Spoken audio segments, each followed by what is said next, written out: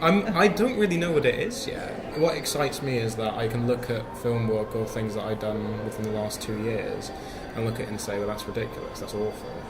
Which means that I can tell that I'm getting better ever so slightly at things. And I think that's interesting because I know that the stuff I'm making now, I'll look back in 2 years and think it's absolutely rubbish. But that's. Do you think you'll always be like that, though? Do you think I hope so. Yeah. Because if I'm not, it means I don't think I'm trying to be good at whatever I'm doing. Are you excited about the future? That's an interesting one.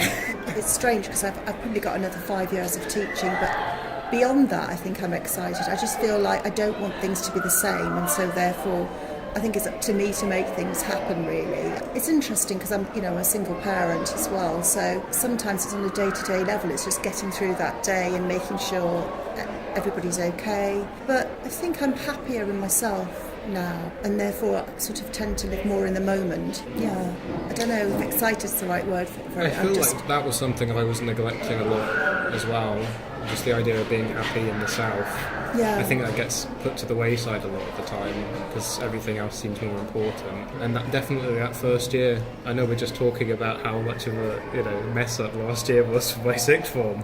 But well, I don't think it wasn't a mess up, Ellis. No. I think it was really painful for you at times, wasn't it? I think it was painful for you. Well, that's true, it was. I think it must have been heartbreaking. Well, it was. And I didn't realise it at first, so then it took me time to figure out the idea that, like... people care about you. I just, disregarded it. I just completely disregarded the idea that it even mattered, or that me being there even mattered, or anything. Did it? That's how I started to feel. I think the thing was the first year I'd moved out, yeah. And I was trying so hard to make sure that everything was that I was on top of everything that was surface level commitment. Yeah, and I wasn't really happy. And in that second year, I went way too hard into the idea of just focusing on myself and doing whatever I wanted to. And I wasn't happy then either.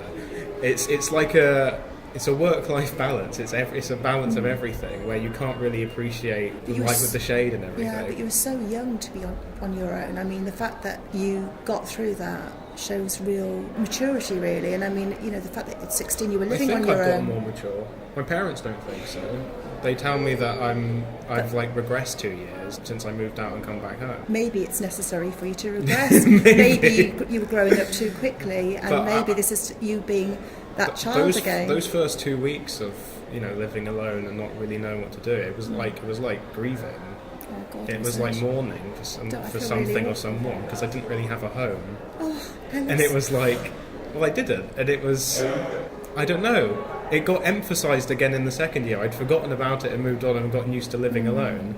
And then in that second year, I was back to mourning because I felt like I'd lost my place. I wasn't doing anything with theatre. I wasn't going into sixth form. I wasn't really seeing people.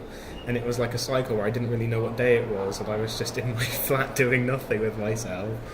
And I'm not really sure where it came from. I think it was a snap. That's all I can describe it as. Were you depressed, do you think? No? I've always been depressed in some form. No, I know that. That's why you gave me some of those roles, because you could see it. You could see how angry and depressed I was as a 14-year-old boy. You were like, well, there you go, that's a good role.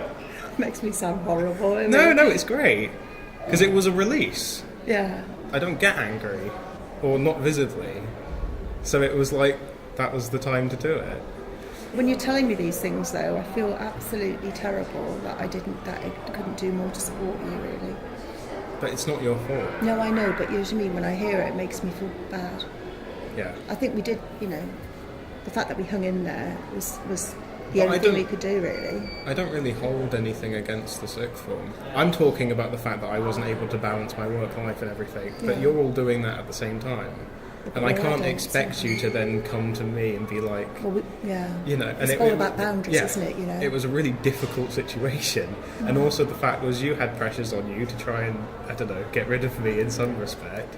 It was a hard situation. I just made it difficult. But I think it's great that we can actually talk about it. And I think it's great that I'm at a point where I could talk about a lot of stuff and I'm not, upset about it. But I mean, you did brilliantly. I mean, the fact that you've gone through all of that, it shows real strength of character. If you can go through that at that young age, then you can probably cope with resilience, most things. hopefully, for later in life. So. Yeah.